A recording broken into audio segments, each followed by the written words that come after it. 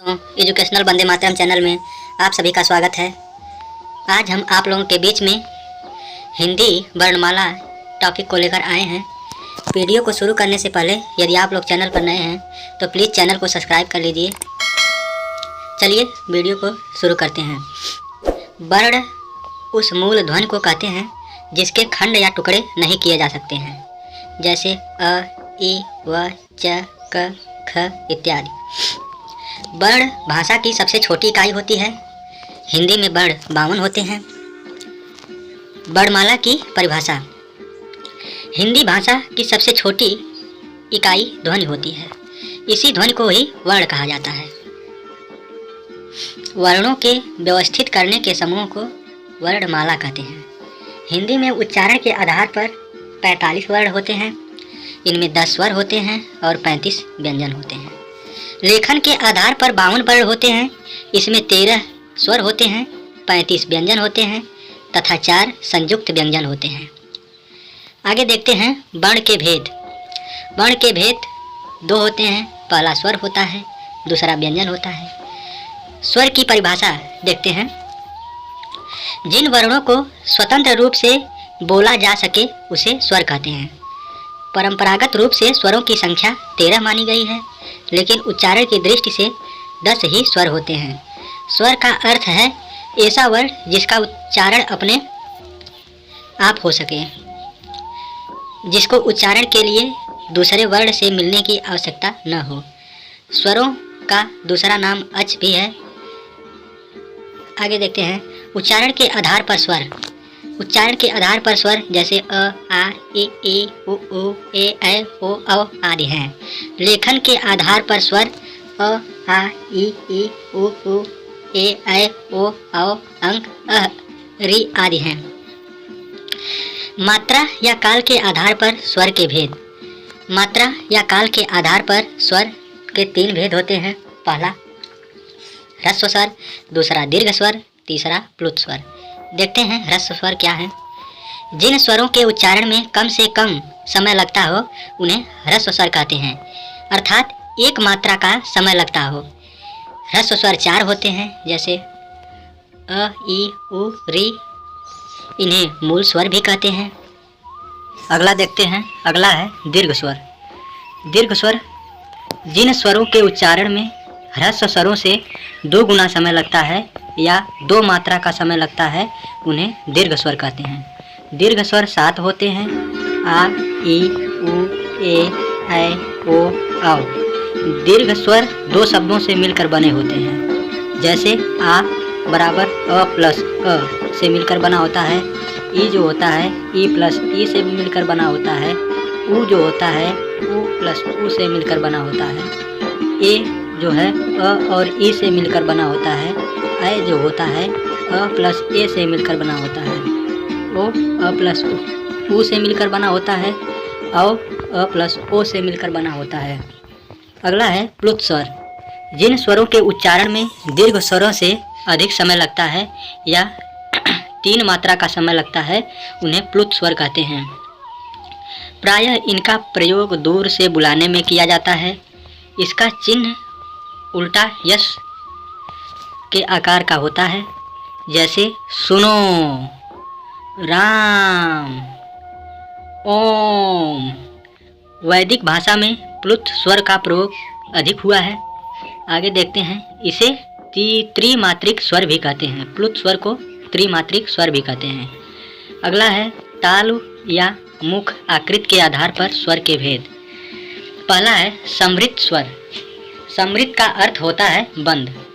जिन स्वरों का उच्चारण करते समय जिह्वा का अगला भाग अधिक ऊंचाई पर उठता है समृत स्वर कहलाता है, जैसे ई, उ। अगला है अर्ध समृत स्वर। जिसमें जिह्वा समृत स्वर से कम ऊंचाई पर उठती है उसे अर्ध समृत स्वर कहते हैं, जैसे ए, ओ, ऐ, औ। अगला है विवृत स्वर। जिन स्वरों के उच्चारण करने पर संपूर्ण मुख खुल जाता है विवृत स्वर कहलाता है, जैसे आ करने पर पूरा मुख खुल जा रहा है। आगे देखते हैं अर्ध विवृत स्वर। जिन स्वरों के उच्चारण में मुख विवृत स्वरों से कम खुलता है उसे अर्ध विवृत स्वर कहते हैं, जैसे अ, ए, ओ। आगे है अयोग वाह।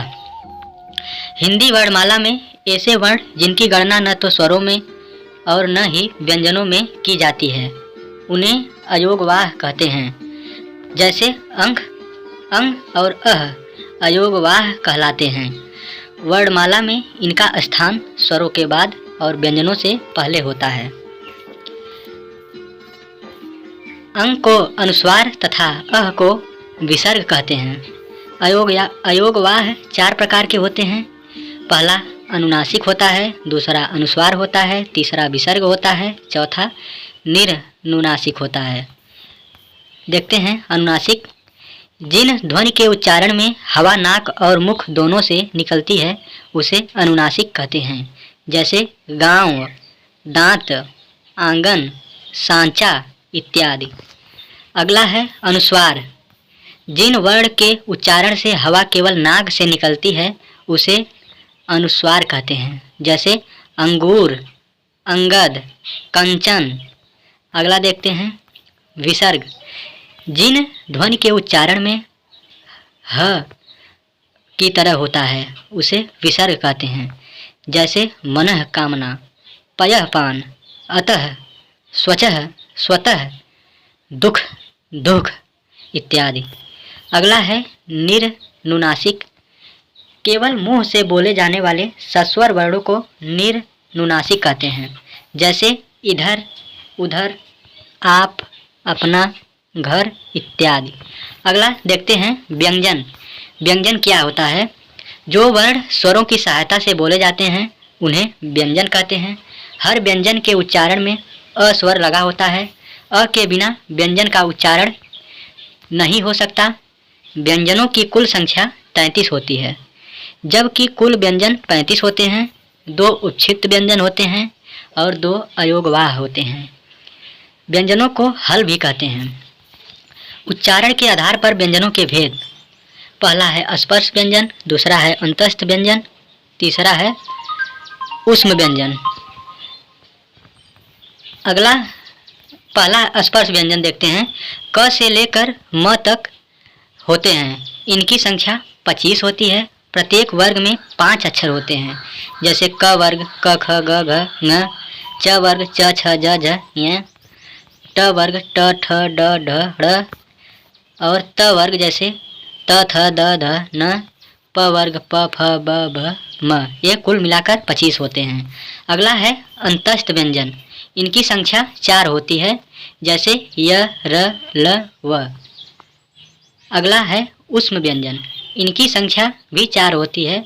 इन्हें संघर्षी व्यंजन भी कहते हैं, जैसे श स श ह। अगला है उपक्षिप्त व्यंजन। यह 2 होते हैं, जैसे ढ और ड। इनको द्विगुण व्यंजन भी कहा जाता है। संयुक्त व्यंजन 2 व्यंजनों से मिलकर बना होता है, जैसे छ क और ख स से मिलकर बना होता है। त्र जो होता है आधा त और आधा र से मिलकर बना होता है। ज्ञ जो होता है ज और इया से मिलकर बना होता है। स्र जो होता है स और र से मिलकर बना होता है। अगला है नासिक के व्यंजन, जिसमें हवा नाक द्वारा बाहर निकले, जैसे अंगा, ड़, न, म, इया। पार्श्विक व्यंजन, जैसे जिह्वा का अगला हिस्सा मसूड़ों से स्पर्श करे, जैसे उदाहरण के लिए ल। ल पार्श्विक व्यंजन है। लुंठित या प्रकंपित व्यंजन, जिह्वा 2-3 बार कंपन करे, ऐसे व्यंजन को लुंठित या प्रकंपित व्यंजन कहते हैं, जैसे र। र लुंठित व्यंजन है। अर्धस्वर व्यंजन, जैसे य और व। य और व अर्धस्वर व्यंजन के अंतर्गत आते हैं। ये है, थोड़ा मिस्टेक हो गई है, इसे कहते हैं द्वितीय व्यंजन। जब एक जैसे व्यंजन आपस में मिलते हैं, जैसे त और आधा त मिलकर त हो जाते हैं, ल और ल मिलकर ल हो जाते हैं। अगला है अल्प प्राण और व्यंजन एवं महाप्राण व्यंजन। अल्प प्राण व्यंजन देखते हैं। ऐसे व्यंजन जिनको बोलने में कम समय लगता है और बोलते समय मुख से कम वायु बाहर निकलती है, उन्हें अल्प प्राण व्यंजन कहते हैं।